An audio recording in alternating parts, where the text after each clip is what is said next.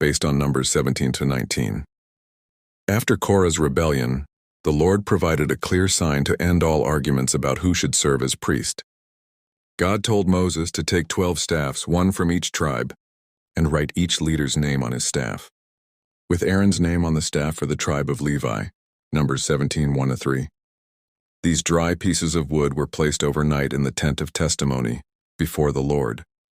God promised that the staff belonging to the man he chose would sprout, and this sign would silence the people's constant complaints about leadership, Numbers 17, 4-5. The next day Moses went into the tent and saw a miracle. Aaron's staff, representing the house of Levi, had not only sprouted but had also produced buds, blossoms, and ripe almonds all at once, Numbers 17:8. The other staffs remained as dead as before, but Aaron's was full of life and fruit, proving that God himself had chosen him and his line for priestly service. Moses brought all the staffs out so each leader could see and reclaim his own, and no one could deny what God had done. The Lord then commanded Moses to place Aaron's staff permanently before the Ark of the Testimony as a warning to rebels. Numbers 17:10.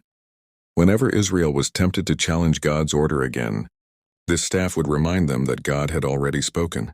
It stood as a quiet witness that true spiritual authority is not seized by ambition, but given by God and confirmed by his power.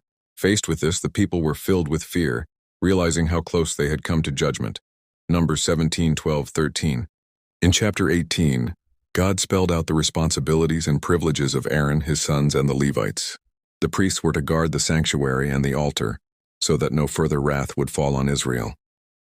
The Levites were given to Aaron as helpers, but they themselves could not approach the holy furnishings or the altar. In return for their service, God provided for the priests and Levites through the offerings and tithes of Israel, showing that those who minister at the altar are sustained by the things of the altar. Numbers 18. Serving God at the sanctuary was both an honor and a heavy trust for the good of the whole nation.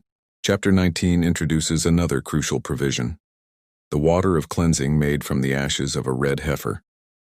The Lord ordered that a flawless red cow, which had never been yoked, be sacrificed and burned outside the camp. Its ashes were then collected and mixed with fresh water to make water for impurity. Numbers 19:1-10. Anyone who touched a dead body became unclean for 7 days, and had to be sprinkled with this water on the 3rd and 7th days to be purified. If he refused, he remained unclean and was cut off from the community. Numbers 19:11-13. Through these commands, God taught Israel that death, born from sin, made people unfit for his holy presence, and that cleansing could only come by the means he provided. Aaron's living staff,